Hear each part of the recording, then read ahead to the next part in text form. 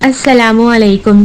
Urdu horror story میں خوش آمدید۔ اگر آپ میرے چینل پر نئے ہیں تو میرے چینل کو سبسکرائب کر لیں تاکہ میری ہر نئی آنے والی ویڈیو کا نوٹیفیکیشن آپ کو سب سے پہلے مل سکے۔ اب بڑھتے ہیں آج کی پراسرار کہانی کی طرف۔ چڑیلوں کا مسکن۔ وہ 4 شیطان چڑیلیں تھیں، سارا لاہور ان سے تنگ تھا۔ لاہور شہر کے پرانے باسی اس قصے کو آج بھی یاد کرتے ہیں۔ اچانک کمرے میں کئی آسیبی وجود نمودار ہوئے۔ ان کی صورت مسکین جیسی تھی، آنکھوں میں التجا اور جسم پر لرزہ طاری تھا۔ یہ سب کے سب اپنی آزادی کے خواہاں تھے۔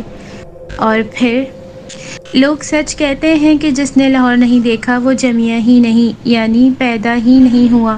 لاہور جو آج کل بہت بڑا شہر ہے، 1 کروڑ سے زیادہ کی آبادی، کراچی کے بعد پاکستان کا دوسرا بڑا شہر، جس کا شمار دنیا کے بڑے بڑے خوبصورت شہروں میں ہوتا ہے، جہاں اب تجارت، صنعت و حرفت، تہذیب و تمدن اور علمی ترقیوں کے لحاظ سے اس وقت یہ پاکستان کا دل کہلاتا ہے۔ شہر کی رونق اور خوبصورتی کا اندازہ تو اس سے ہو سکتا ہے کہ اس شہر میں سینکڑوں خوبصورت عالی شان محل نما کوٹھیاں، 20 کالج، ہزاروں اسکول، درجنوں یونیورسٹیاں، سینکڑوں مدرسے، بے شمار ہسپتال، بڑے بڑے دفاتر، ہائی کورٹ اور کچہریاں، اسمبلی ہال، ایئرپورٹ اور لاکھوں مسجدیں، بے شمار مارکیٹیں، کشادہ و وسیع سڑکیں جن پر فراٹے بھرتی چمچماتی گاڑیاں، تاریخی عمارتیں، بادشاہی مسجد، شاہی قلعہ، شالیمار باغ، مقبرہ نور جہاں، دریائے راوی کے بیچ بارہ دری، چارج برج، چوبر جی، شہر خاموشہ، میاں صاحب، میٹرو، اورنج ٹرین، اور پھر بزرگان دین کے مزار مبارک، حضرت علی حجویری داتا گنج بخش، حضرت عزیز الدین پیر مکی شاہ، حضرت موسیٰ آہنگر، حضرت میرا حسین زنجانی، حضرت حیدر شاہ، حضرت مادھولال حسین شاہ، بیبیاں پاک دامن، حضرت شال جمال اور بہت سے بے شمار بزرگان دین کے مزار مبارک کے علاوہ تجارت کے لحاظ سے ایک بہت بڑی منڈی ہے۔ شہر کے شاندار اور پر رونق بازار بڑی کثرت سے سرسبز پارک و باغات، کھیلوں کے میدان، منٹو پارک یعنی مینار پاکستان، انارکلی بازار اور خوبصورتی اور شادابی کے لحاظ سے پاکستان کی جنت کہلاتا ہے۔ سچ کہتے ہیں جس نے لاہور نہیں دیکھا وہ جمیا ہی نہیں۔ شہر لاہور میں میوزیم اور بہت بڑا چڑیا گھر بھی موجود ہے۔ یہ کیا میں لاہور کا نقشہ کھینچنے بیٹھ گیا ہوں؟ جی ہاں، میں اس وقت کی بات کر رہا ہوں جب ابھی پاکستان وجود میں نہیں آیا تھا، یعنی پاکستان کی سرزمین بھی ہندوستان کا ہی حصہ تھی۔ اس وقت لاہور کے اور آج کے لاہور میں بہت فرق تھا۔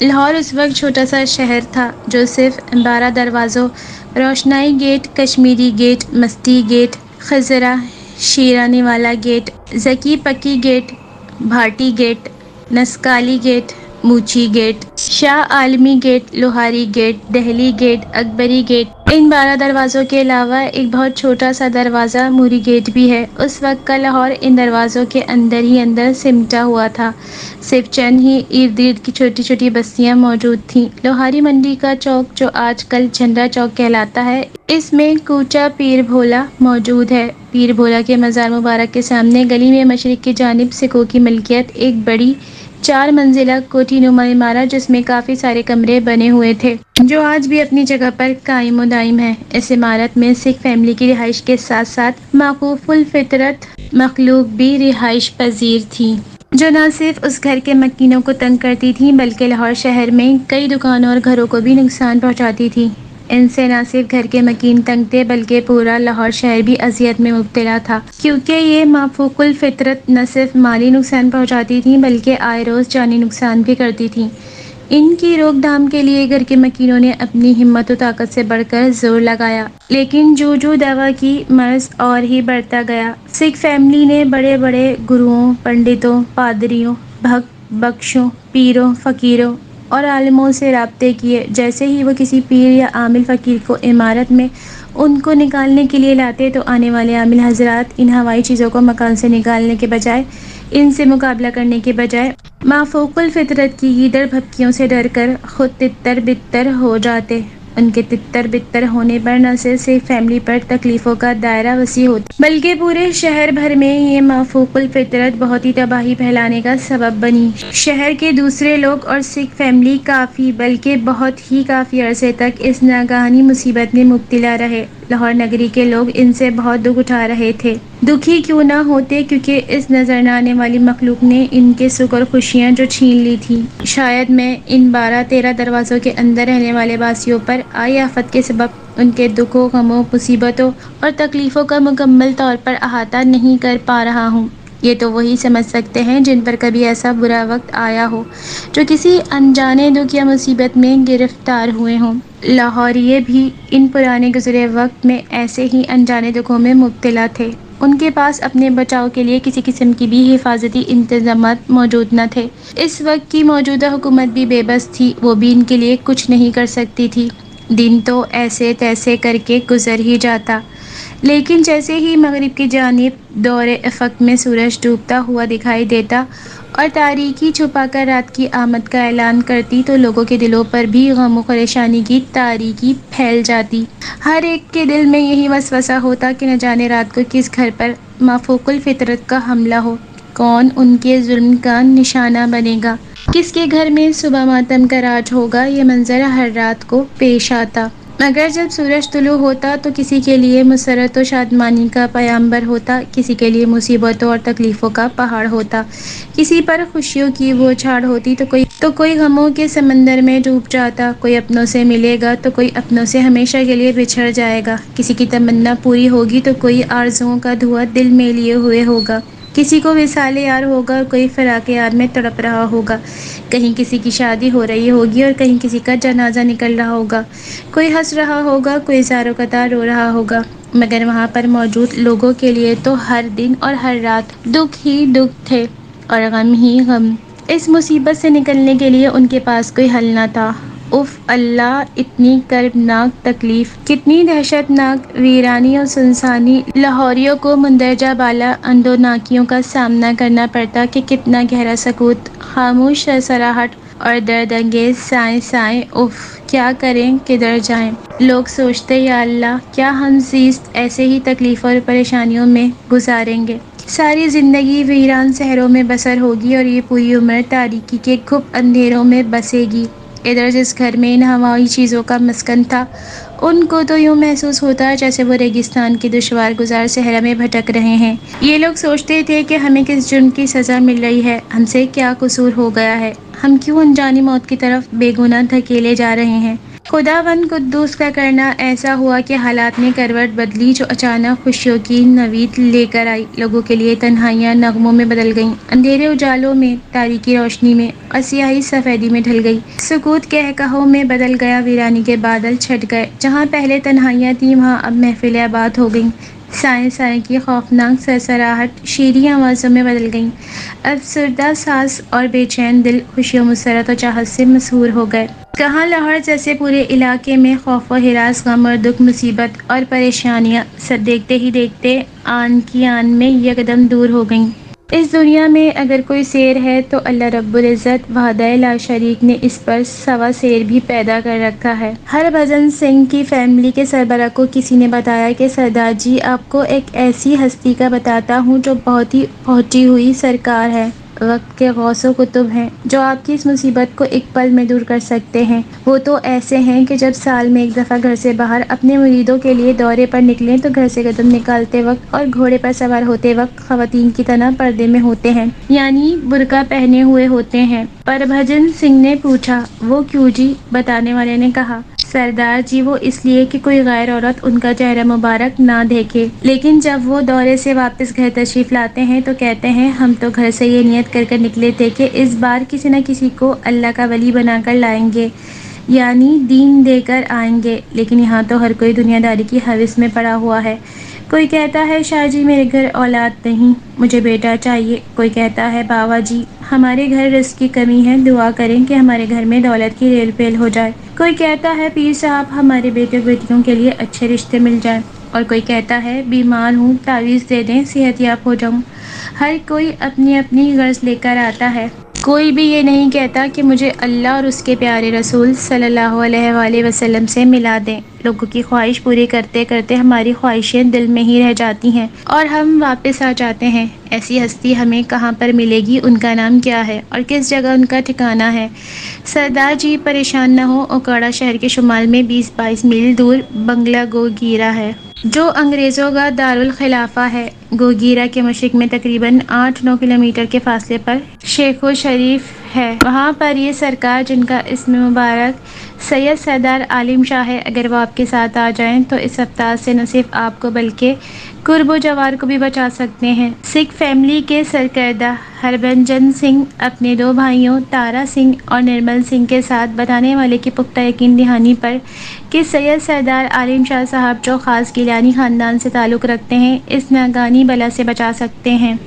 یوں کہنا کہ سخاوت سے خزانوں میں کمی آتی نہیں، ہرگز نکالو جس قدر دریا سے پانی اور بڑھتا ہے۔ تینوں سردار بھائیوں نے راستے کی تفصیل سے آگاہ ہونے پر اوکاڑا کے لیے روانہ ہو گئے اور پھر پوچھتے پوچھتے شیخ و شریف پہنچ کر سید سردار عالم شاہ کی خدمت میں حاضر ہو کر اپنے دکھوں، غموں، مصیبتوں اور پریشانیوں کی پٹاری کھولی اور بتایا، شاہ جی، اس سے پہلے کہ ہم سینکڑوں کی تعداد سے گروؤں، پنڈتوں، پادریوں، بھگتوں، بخشوں، پیروں، فقیروں اور عالموں کو لے کر جا چکے ہیں، مگر ان میں اتنی جرأت نہیں کہ وہ ان ہوائی چیزوں پر قابو پا سکیں۔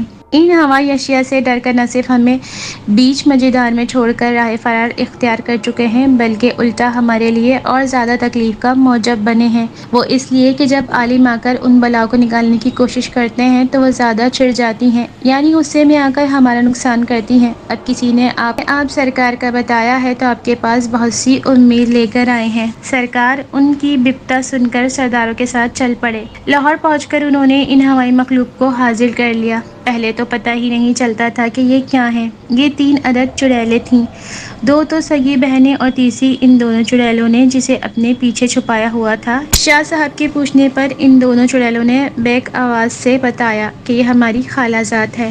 سرکار نے ان سے پوچھا، تم نے اس گھر میں کیوں ڈیرا ڈالا ہوا ہے؟ نہ صرف ان گھر والوں کو نقصان پہنچا رہی ہو بلکہ قرب و جوار کو بھی ملیا میٹ کرنے پر تلی ہوئی ہو۔ تمہیں کوئی نکیل ڈالنے والا آج تک نہیں ملا۔ آج میں تمہیں روکنے آیا ہوں اور یہاں سے نکالنے آیا ہوں۔ تم یہاں کیسے رہ سکتی ہو اور انہیں کیسے نقصان پہنچاتی ہو؟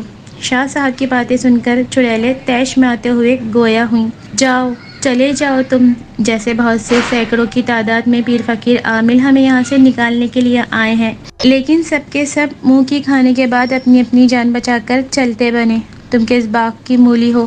ہم کوئی اتنی نادان اور انجان نہیں کہ تمہاری گیدڑ بھپکیوں سے ڈر کر بھاگ جائیں۔ سرکار نے جواب میں فرمایا، تو تم بھی اپنے کان کھول کر بلکہ دل کے کان کھول کر سن لو کہ میں بھی کوئی ایسا ویسا عالم و پیر نہیں ہوں کہ تمہارے ڈرانے دھمکانے سے ڈر جاؤں گا۔ میں تو تمہیں جلا کر بھسم کر دوں گا۔ تو شاہ جی، تم بھی کان کھول کر سن لو، ہم بھی تمہاری گردن توڑ کر رکھ دیں گے اور پھر ان سکھوں کا بھی کریا کرم کر دیں گے۔ نہ یہ رہیں گے اور نہ ہی پھر کوئی عامل پیر ہمیں یہاں سے نکالنے کے لیے آئے گا۔ سرکار نے کہا، ٹھیک ہے، پھر ہو جائے 2 ہاتھ۔ میں تم سب کو کہتا ہوں یہ گھر چھوڑ دو، بلکہ اس پورے شہر لاہور کو چھوڑ دو، کسی اور شہر چلی جاؤ۔ تو چڑیلیں بڑے تکبر سے بولیں، یہ منہ اور مسور کی دال کہ ہمیں نہ صرف پورا علاقہ بلکہ ہمارا اپنا یہ مسکن چھوڑنے کے لیے کہہ رہے ہو؟ خبردار، یہاں سے چھپتے چھپاتے خاموشی سے چلے جاؤ، ورنہ کیا؟ ورنہ یہی سردار جو تمہیں یہاں لے کر آئے ہیں تمہاری ٹوٹی پھوٹی لاش چھوڑنے تمہارے گھر جائیں گے، لہٰذا اگر اپنی خیر چاہتے ہو تو جیسے آئے ہو ویسے ہی چلے جاؤ۔ سرکار نے فرمایا، کم بختو، اگر میں نے تم کو حاضر کر لیا ہے تو نہ صرف اپنا بچاؤ کرنا جانتا بلکہ تمہارا تیا پاچا کر کے ہی جاؤں گا، یعنی تم کو ٹھکانے لگا کر ہی جاؤں گا، کسی غلط فہمی میں مت رہو۔ شاہ جی، تم کو پہلے ہی بتایا ہے کہ تم سے پہلے بھی بہت سے عامل، پیر، فقیر، پادری، گرو، بھگوان، بھگت، بخشو آئے، جنہوں نے تمہاری طرح ہمیں لوبان اور گوگل کی دھونی دے کر حاضر بھی کیا، ہمیں ہمارے مسکن سے نکالنے کی دھمکیاں دی، ہمیں جلا کر بھسم کرنے کے دعوے بھی کیے، مگر ان کے دعوے کھوکھلے دعوے ہی رہے، بلکہ ان سب کو اپنی جانوں کو بچانے کے لالے پڑ گئے، ڈر کر ایسے بھاگے کہ پیچھے مڑ کر بھی نہ دیکھا۔ سرکار نے فرمایا، میں کوئی عامل و فقیر، پادری یا گرو یا بخشو یا بھگت نہیں ہوں کہ کھوکھلے دعوے کر کے چلتا بنوں۔ مسلمانوں کے دین اسلام میں صرف 3 قول ہوتے ہیں، میں یہ 3 قول پورے کروں گا۔ پھر اس کے بعد دیکھنا میرا کھیل جو تم سے میں کھیلوں گا۔ اب میں تمہیں کہہ رہا ہوں تو تم ٹس سے مس نہیں ہو رہی ہو بلکہ اپنی ضد پر اڑی ہوئی ہو۔ پھر تم مجھے کہو گی تو میں پھر نہیں مانوں گا۔ بہتر ہے کھیل شروع ہونے سے پہلے ہی 9-2-11 ہو جاؤ، پھر تمہیں موقع نہیں ملے گا۔ میں تمہیں حضرت سلیمان بن داؤد علیہ السلام کا واسطہ دے کر کہتا ہوں کہ اب بھی وقت ہے، میری بات مان لو۔ وہ بڑے ڈھیٹ پنے سے بولی، یہ کیا سلیمان پیغمبر کے واسطے دینے لگ گئے ہو؟ ہم تو ہندو ہیں، کسی پیغمبر کو نہیں مانتے۔ اگر تم نہیں مانتی تو نہ مانو، ہم اب اپنا کھیل شروع کرتے ہیں۔ پہلا کال، تم یہاں سے چلی جاؤ اور یہ جگہ چھوڑ دو۔ نہیں، ہرگز نہیں چھوڑیں گے۔ دوسرا کال، یہاں سے چلی جاؤ، یہ جگہ چھوڑ دو۔ تیسرا کال، میں کہتا ہوں یہاں سے دفعہ دور ہو جاؤ۔ ہم بھی کہتی ہیں ہم نہیں، تم یہاں سے دفعہ دور ہو جاؤ۔ یہ سننا تھا کہ سرکار بہت غصے میں آ گئے، چہرہ مبارک غضبناک ہو گیا۔ سرکار کی ایسی حالت دیکھتے ہی چڑیلوں نے بھی اپنا چہرہ بدل لیا، جو بہت ہی ہیبت زدہ خوفناک ہو گیا۔ یکدم اتنے بڑے قد کے کمرے کی چھت کے ساتھ ان کے سر لگ گئے، بڑے بڑے بھدے دانت، یوں لگتا تھا جیسے ابھی سب کو کچا چبا جائیں گے۔ سرکار نہ تو ان کی حالت دیکھ کر خوف زدہ ہوئے بلکہ اپنی روحانی طاقت سے جو خداوند قدوس نے انہیں عطا کی، ان تینوں کے بالوں کو اپنے دائیں ہاتھ سے پکڑ لیا۔ تو چڑیلوں نے اپنے آپ کو سرکار سے چھڑانے کی بہت کوشش کی، بہت چیخیں چلائیں، بہت روئیں، مگر معاملہ یکدم الٹا ہو گیا۔ وہی چڑیلیں جو پہلے بہت اکڑ خوں دکھا رہی تھیں، اب منت سماجت پر اتر آئیں۔ ہمیں نہیں معلوم تھا کہ آپ واقعی اتنی پہنچی ہوئی سرکار ہیں۔ ہم تو یہی سمجھ رہی تھیں کہ پہلے والے ہزاروں عامل، پیر، فقیر، گرو، بھکشو، بھگت، پنڈت ہمیں نکالنے آئے تو ہمارے سامنے ریت کی دیوار ثابت ہوئے۔ ہم آپ کو آپ کے اسی پیغمبر حضرت سلیمان علیہ السلام کا واسطہ دیتی ہیں کہ ہمیں چھوڑ دو، ہم نہ صرف اپنا مسکن یہ علاقہ بلکہ شہر لاہور ہی چھوڑ کر چلی جائیں گی۔ سرکار سید سردار عالم شاہ صاحب نے فرمایا، پہلے ہی تمہاری منتیں سماجتیں کر رہا تھا تو تم ٹس سے مس نہیں ہو رہی تھی۔ میں نے تو تمہیں پہلے ہی کہا تھا کہ تم نے میری منت سماجت کرنی ہے۔ تم نے مجھے حضرت سلیمان علیہ السلام کا واسطہ دیا ہے تو میں اتنا ظالم نہیں جتنی تم ظالم ہو۔ اللہ کے نام کے طفیل پر اتنا رحم کر رہا ہوں کہ تمہیں جلا کر خاک نہیں کروں گا۔ حالانکہ تمہارے عزائم اور جرائم جن کی تفصیلات بہت لمبی ہیں کو دیکھتے ہوئے تم نے اب تک ان گھر کے مکینوں پر اور پورے علاقے پر ڈھائے تو تم اس سزا کی مستحق ہو، لیکن تم نے مجھے واسطہ ہی ایسا دیا ہے جسے میں ٹھکرا نہیں سکتا، لہٰذا تمہیں عمر قید کی سزا سناتا ہوں۔ اسی جگہ تمہیں تمہارے ہی مسکن میں اس سامنے والے کمرے کو تمہارے لیے زندہ بناتے ہوئے قید کرتا ہوں۔ یہ سن کر تینوں پھوٹ پھوٹ کر زاروں قطار رونے لگیں، چیختی رہیں، چلاتی رہیں، بار بار اللہ اور اس کے رسول صلی اللہ علیہ وآلہ وسلم کے واسطے دیتی رہیں۔ سرکار نے فرمایا، جب تم ان گھر کے مکینوں پر اور لاہور شہر کے باسیوں پر ظلم کرتی تھیں تو یہ روتے تھے تو تم بہت خوشیاں مناتی تھیں۔ اب تمہاری رونے کی باری ہے اور ان کے ہنسنے کی اور خوشیاں منانے کی۔ سچ کہتے ہیں جیسا کرو گے ویسا بھرو گے۔ ان کے واسطے مسلسل جاری تھے، لیکن سرکار نے ان کی ایک نہ سنی تو وہ روتے ہوئے بولی، ہم جو دو بہنیں ہیں ہمیں قید کر لیں، مگر یہ جو تیسری ہماری خالہ ہے یہ ہماری مہمان ہیں، انہیں چھوڑ دیں۔ سرکار نے ان کی بات سنی انسنی کرتے ہوئے اس کوٹھی کو دوسری منزل پر ایک کمرے میں قید کر کے دروازے پر اسم اعظم پڑھ کر کیل دیا تاکہ کسی بھی صورت باہر نہ نکل سکیں، اور دروازے پر بہت بڑا تالا لگا دیا۔ سکھ فیملی نے پاس ہی بیٹھ کر یہ سب ماجرا دیکھا اور سنا۔ انہوں نے جب یہ دیکھا کہ سرکار نے انہیں قابو کر کے قید کر دیا ہے تو وہ بہت خوش ہوئے۔ یہ خبر ارد گرد کے لوگوں میں پہنچی، بلکہ پورے شہر میں ایسے پھیلی جیسے خشک جنگل میں آگ پھیلتی ہے۔ شہر کے لوگ جو پہلے بہت خوف زدہ ڈرے ڈرے سے رہتے تھے، آج اس اچانک تغیر و تبدیلی پر خوشی منانے کے ساتھ ساتھ مٹھائیاں بھی بانٹنے لگے۔ سرکار نے ایک راجگیر کو اس کمرے میں 1.5 مربع فٹ کا سوراخ بنوایا، اس پر لکڑی کی ایک کھڑکی بنوا کر لگا دی، پھر گھر کے مکینوں کو کہا، ہربھجن سنگھ جی سرکار، میں نے یہ کھڑکی اس لیے لگوائی ہے کہ تم لوگوں نے ہر روز شام کو دال پکا کر 6-7 روٹیاں اس کھڑکی کے راستے ان کو دے دینی ہیں۔ سکھ فیملی کے ساتھ تمام چھوٹے گھر کے افراد سرکار کی یہ کرامت دیکھ کر بہت ہی خوش ہوئے۔ ان سب گھر والوں نے علیحدگی میں جا کر آپس میں مشورہ کیا اور پھر سرکار کے سامنے ہاتھ باندھ کر کھڑے تھے۔ جی فرمائیے اب کیا بات ہے؟ تو گھر کے سربراہ ہربھجن سنگھ نے کہا، سرکار ایک غرض ہے، اگر قبول ہو کہو کیا کہنا چاہتے ہو؟ کہنے لگا، سرکار پہلے ہمیں یہ یاد دہانی کرائیں کہ جہاں ہم پر اتنی بڑی بلکہ بہت بڑی پہاڑ جیسی مصیبت اور آفت کو دور کر کے ہم پر بہت ہی بڑا احسان کیا ہے، وہاں ہمارے اس غرض کو بھی قبول کرنے کا وعدہ کریں تو پھر بتائیں گے۔ ٹھیک ہے، اگر قبول کرنے والی ہوگی تو ضرور کروں گا۔ سرکار اب آپ آرام کر لیں، رات کافی ہو گئی ہے، پھر آپ نے پورا دن ان چڑیلوں سے مغز ماری بھی کی ہے، یہ بات اب صبح ہی بتائیں گے۔ اگلی صبح بہت سے لوگ سرکار کی رعایت کرنے آ گئے، لوگوں کا آنے جانے کا تانتا بندھا ہوا تھا۔ 1 بجے تک سرکار نے کہا، سردار جی اب مجھے آپ لوگ اجازت دیں، اور ہاں جانے سے پہلے آپ لوگ مجھے اپنے غرض بتائیں جس کے قبول کرنے کے لیے مجھ سے وعدے لے رہے تھے۔ ہربھجن سنگھ نے آگے بڑھ کر شاہ صاحب کے سامنے ایک بڑا بند خاکی لفافہ سامنے رکھتے ہوئے کہا، سرکار ہمارے گرو اور آپ کے اللہ تعالیٰ نے ہمیں بہت کچھ دے رکھا ہے، اس لفافے میں اس کوٹھی کی ملکیت کے کاغذات ہیں جو ہم نے آپ سرکار کے نام کروا دی ہے، یہ مکان آپ کو اپنی طرف سے تحفے کے طور پر دیتے ہیں، ہماری طرف سے یہ حقیر سا تحفہ قبول فرمائیں۔ نہیں، میں کوئی تحفہ لینے کے لیے ان کو نکالنے کے لیے نہیں آیا، اگر آپ کچھ دینا چاہتے ہیں تو آپ میرے اللہ اور میرے نبی حضرت محمد صلی اللہ علیہ وآلہ وسلم پر ایمان لے آئیں۔ سرکار آپ کی اس بات پر ضرور سوچیں گے، آپس میں صلاح مشورہ کریں گے، پھر آپ کو اطلاع دیں گے، لیکن اب ہم اس مکان میں نہیں رہیں گے کیونکہ یہ مکان ہم آپ کے نام کروا چکے ہیں۔ سرکار یہ نذرانہ تو بہت کم ہے، ہمارا تو ان چڑیلوں نے بہت نقصان کیا، ہمیں بہت زیادہ پریشان کیا، اب ہم آئندہ بھی اپنی حیثیت کے مطابق جناب کی خدمت کرتے رہیں گے۔ سرکار کو مجبوراً یہ کوٹھی نما مکان قبول کرنا پڑا اور پھر اس میں رہائش اختیار کرنا پڑی، وہ بھی سکھ فیملی کے بے حد اصرار پر۔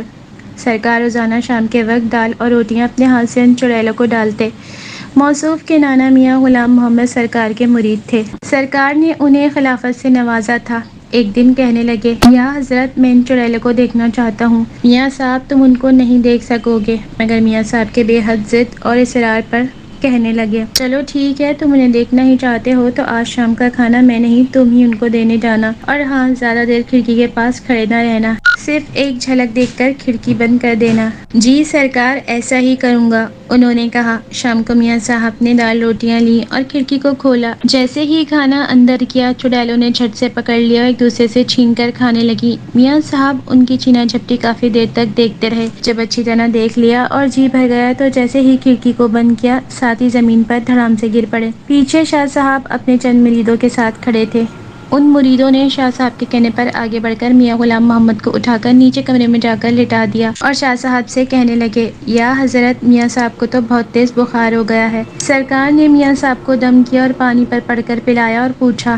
میاں صاحب اب آپ کی طبیعت کیسی ہے؟ جی سرکار آپ کی دعاؤں سے ٹھیک ہوں، بہت ہی مدھم سی آواز میں جواب دیا۔ سرکار نے فرمایا، میں نے تمہیں منع کیا تھا کہ کھانا اندر دے کر فوراً کھڑکی بند کر دینا، لیکن تم نے میرے کہنے پر عمل نہ کر کے اپنی منمانی کرتے ہوئے نتیجہ دیکھ لیا۔ یہ بخار مسلسل 4 دن تک برقرار رہا اور 5ویں دن طبیعت سنبھلنے پر سرکار کی خدمت میں حاضری دی۔ میاں جی کیسے ہو؟ ٹھیک ہوں سرکار، شاہ صاحب نے عزائے مذاق میں کہا۔ میاں صاحب، جی سرکار، آپ نے آج پھر چڑیلوں کو کھانے دینے جانا ہے؟ نہ سرکار، میں آج یہ کام نہیں کروں گا۔ کیوں نہیں کرنا؟ آپ نے ان چڑیلوں کو نہیں دیکھنا کیا؟ جی نہیں، یہ میرے بس کا کام نہیں، میری چھوڑیے میرے ماں باپ کی بھی توبہ جو میں اب ان کو دیکھنے کا نام بھی لوں۔ وقت تو ایسے گزر رہا تھا جیسے پر لگا کر اڑ رہا ہو، گھنٹے میں دن ہفتوں میں، ہفتے مہینوں میں اور مہینے سالوں میں تبدیل ہوتے گئے۔ سرکار کا آخری وقت آ گیا، یہ گمان ہوتا تھا جیسے ہواؤں نے اپنا رخ بدل کر لیا ہو، بہاریں طوفان کی زد میں آ گئی ہوں، انجم کی زوفشانی کم ہو گئی ہو، پھول بھی خزاں کی لپیٹ میں آ گئے ہوں، کلیوں نے بھی مسکرانا چھوڑ دیا ہو، کیونکہ سرکار اس فانی دنیا سے کوچ کر گئے۔ ان کا مزار مبارک شیخ و شریف میں موجود ہے۔ ادھر دوسری طرف 14 اگست 1947 کا دن کتنا مبارک دن اور روشن دن، اور اس کی صبح کتنی نورانی تھی۔ اس دن حضرت قائد اعظم کی ولولہ انگیز قیادت کا پھل اللہ تعالیٰ رب العزت نے پاکستان جیسی عظیم مملکت سے نوازا۔ سکھ خاندان لاہور کو چھوڑ کر ہندوستان جا بسا۔ ادھر سرکار کے ایک ہی صاحبزادے سید منظور حسین شاہ تھے، یہ بھی بہت پہنچی ہوئی ہستی تھی، باپ کی طرف سے وراثت میں جو ملی تھی، اپنی زندگی بہت اچھے طریقے سے بسر کر کے اس جہان فانی سے وصال فرما گئے۔ سید منظور حسین شاہ صاحب کے 2 صاحبزادے سید مشکور حسین شاہ صاحب موصوف جن کے مرید ہیں یعنی بیت ہیں، اور چھوٹے سید مظفر حسین شاہ صاحب تھے۔ ایک روز گرمی کے موسم میں دن کے 10 بجے کا وقت تھا۔ سید مظفر حسین شاہ صاحب نے اپنے مرید کو فرمایا، ممے شاہ کوچوان اشرف کو کہو کہ تانگا نکالے، ذرا گوگیرا شہر ہو آئیں، تھوڑا سا کام ہے۔ اشرف نے ممے شاہ کے کہنے پر تانگا تیار کیا۔ گرمی بہت تھی، چلچلاتی دھوپ پڑ رہی تھی۔ حضرت صاحب تانگے میں بیٹھ گئے تو اشرف نے تانگا چلانا شروع کر دیا۔ گرمی کی بنا پر سڑک ویران تھی۔ تانگا گاؤں سے ابھی کوئی 2 میل کے فاصلے پر ہی گیا تھا کہ سڑک کے بائیں جانب سے بہت ہی سریلی سی آواز آئی، سید مظفر شاہ حسین سرکار، ذرا کچھ دیر کے لیے رکنا، میری ایک غرض سننا۔ شاہ صاحب نے اشرف کو تانگا روکنے کا اشارہ کیا تو تانگا رک گیا۔ شاہ صاحب اور کوچوان دونوں ہی آواز والی سمت دیکھنے لگے۔ چند لمحوں میں ایک سیاہ برقعے میں ایک لمبے قد والی دبلی پتلی سی خوبصورت دوشیزہ خرامہ خرامہ چلتے ہوئے تانگے کے پاس آ کر رکی۔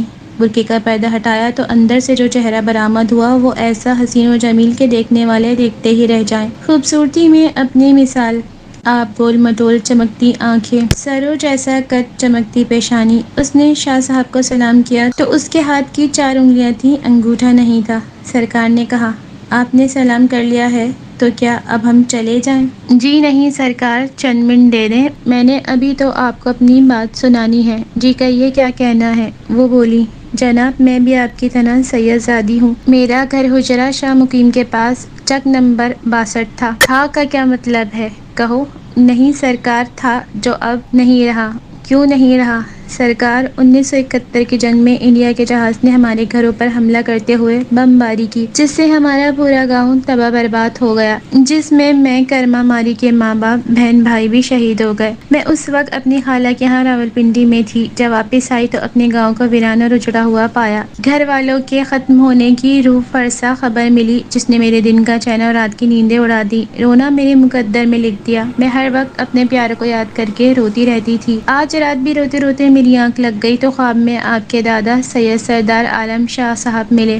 انہوں نے مجھے پیار کیا اور کہا، بیٹا جو ہونا تھا وہ تو ہو گیا، انہیں واپس تو نہیں لایا جا سکتا، اللہ کے کاموں میں کون دخل دے سکتا ہے، لہٰذا صبر کرو، اللہ صبر کرنے والوں کے ساتھ ہے، لہٰذا تم ایسے کرو، یہاں سے چل کر بنگلہ گوگیرا کے مشرق میں اس جگہ پر اب جہاں میں اور آپ موجود کھڑے ہیں اس کی نشاندہی کرتے ہوئے کہا کہ اتوار کے دن 10:25 پر ایک تانگا گزرے گا جس میں سفید رنگ کا گھوڑا ہوگا۔ اس ٹانگے میں میرا پوتا سید مظفر حسین شاہ سرخ والوں والے سرکار سوار ہوں گے۔ ان کو اپنے گاؤں کے تباہ ہونے کی اور اپنے گھر والوں کی شہادت کی خبر بتا کر یہ کہنا کہ آپ کے بڑے بھائی سید مشکور حسین شاہ صاحب کے ہاں بیٹیاں ہیں، بیٹا کوئی نہیں۔ سرکار تمہاری بات سن کر تمہیں گھر لے جا کر تمہارا نکاح اپنے بڑے بھائی سے کرا دیں گے تو تمہارے بدن سے اللہ تعالیٰ انشاءاللہ بیٹا عطا کرے گا۔ یہ ہے عالی جاں میری دکھوں بھری داستان غم جو میں نے آپ کے گوش گزار کر دی۔ شاہ صاحب نے اسے ٹانگے پر پیچھے بیٹھنے کا اشارہ کیا۔ یہ دوشیزہ جب بیٹھ گئیں تو حضرت صاحب نے اشرف کوچوان کو کہا، اشرف ذرا ٹانگے کو واپس گاؤں کی طرف موڑ لو، ذرا اس کو گھر پر چھوڑ آئیں۔ ٹانگا واپس چل پڑا۔ ابھی کوئی آدھا کلومیٹر ہی سفر طے ہوا تھا کہ پیچھے بیٹھی نکلی شہزادی نے جو سید زادی کا روپ دھارے ہوئے تھی، اس نے اپنی اصلی صورت میں آ کر اپنی طاقت کو یکجا کیا اور پوری قوت سے شاہ صاحب کی گردن پر ہاتھ مارا، یعنی شاہ صاحب کی گردن توڑنے کی کوشش کی جو ناکام ہوئی۔ جب اس نے دیکھا کہ میرا وار کارگر ثابت نہیں ہوا، شاہ صاحب تو بالکل پہلے سے بھی بہتر حشاش بشاش ہیں، تو اس نے ایک سیکنڈ کی بھی تاخیر نہیں کی، اڑنے کے لیے بالکل تیار تھی کہ سرکار نے فوراً پیچھے پلٹ کر اس کے بالوں کو اپنی مٹھی میں جکڑ لیا۔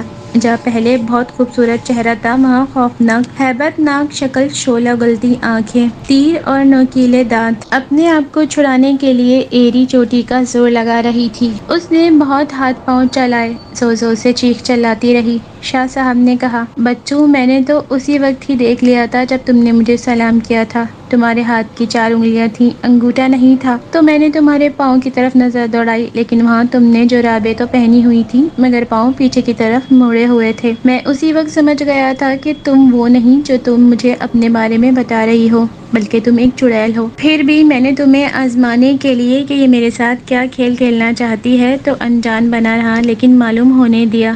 اب دیکھ میں تیرے ساتھ کیا کھیل کھیلتا ہوں، تیری کیا درگت بناتا ہوں۔ وہ یہ سن کر بہت پھڑپڑائی، اپنے آپ کو چھڑانے کی بڑی کوشش کی، لیکن کہاں اور کیسے چھوٹ سکتی تھی۔ شاہ صاحب نے اشرف کوچوان کی پگڑی لے کر اس چڑیل کے ہاتھ پاؤں باندھ کر ٹانگے میں اپنے پاؤں میں ڈال لیا اور شیخ و شریف اپنے گرہ یعنی گاؤں میں لے آئے۔ اپنے بڑے بھائی سید مشکور حسین شاہ صاحب کو تمام ماجرا بتایا۔ ان کے مشورے سے اپنے گھر کے باہر صحن، جو تقریباً 15-16 کنال پر مشتمل ہے، صحن کے درمیان میں پیپل کا بہت بڑا درخت ہے۔ اس مافوق الفطرت کو اس پیپل کے درخت سے باندھ دیا تھا۔ پورے 4 دن تک یہ چڑیل اس درخت سے بندھی رہی۔ ان 4 دنوں میں اسے دیکھنے والے لوگوں کا تانتا ہی بنا رہا۔ جہاں جہاں تک یہ خبر پہنچی، وہاں وہاں تک کے لوگ، بلکہ دور دور سے لوگ اس چڑیل کو دیکھنے آتے رہے۔ 5ویں دن سرکار نے اسے درخت سے کھول کر کار کی ڈگی میں ڈالا اور لاہور میں لوہاری منڈی کوچہ پیر بھولا صاحب اسی کوٹھی کے کمرے میں، جہاں پہلے 3 عدد چڑیلیں قید تھیں، اس کمرے کا تالا کھولا اور اس چڑیل پر روحانی عمل کر کے اس کے ہاتھ پاؤں کو کھول کر ان تینوں کے ساتھ قید کر دیا۔ اب پہلے والے کھانے میں بھی مزید اضافہ کر دیا گیا، جو انہیں ہر شام کا روزانہ دیا جاتا تھا۔ جیسے ہی انہیں کھانا ملتا، یہ ایک دوسرے سے الجھ کر چھین کر کھانے کی کوشش کرتی۔ ان میں سے ہر ایک کا یہی ارادہ ہوتا کہ میں زیادہ کھا لوں تاکہ میری بھوک مٹ جائے، میرا پیٹ بھر جائے۔ ایک دن اس چھینا جھپٹی کو دیکھتے ہوئے سید مظفر حسین شاہ صاحب، جو اب اس فانی دنیا میں نہیں رہے، عالم برزخ میں چلے گئے۔ ان سرکار کے صاحبزادے سید نصیر الدین شاہ صاحب عرف ٹیپو سلطان صاحب نے ان کے کمرے کا تالا کھولا تو چڑیلیں خوف سے تھر تھر کانپنے لگی اور ٹکٹکی باندھ کر صاحبزادے کو دیکھنے لگی۔ صاحبزادہ صاحب نے انہیں کہا، ڈرو مت، آؤ باہر نکلو۔ کہنے لگی، ہم کمرے سے کیسے باہر آ سکتی ہیں؟ ایک قدم بھی اگر باہر نکالا تو جل کر خاک ہو جائیں گی، کیونکہ اس کمرے کو اسم اعظم سے کیل دیا گیا ہے۔ اسی لیے تو ہم خوف زدہ ہیں کہ کہیں آپ ہم سے تنگ آ گئے ہیں اور ہمیں نیست و نابود کرنا چاہتے ہیں، ہم سے ہمیشہ کے لیے چھٹکارا حاصل کرنا چاہتے ہیں۔ نہیں، میرا ایسا کوئی ارادہ نہیں ہے کہ تم کو ختم کروں، بلکہ میرا کچھ اور ہی ارادہ ہے، وہ بھی اگر تم سب مجھ سے تعاون کرو گی تو۔ ہم سے آپ کو کس قسم کا تعاون درکار ہے؟ ہم تو ہر طرح سے تعاون کرنے کے لیے تیار ہیں۔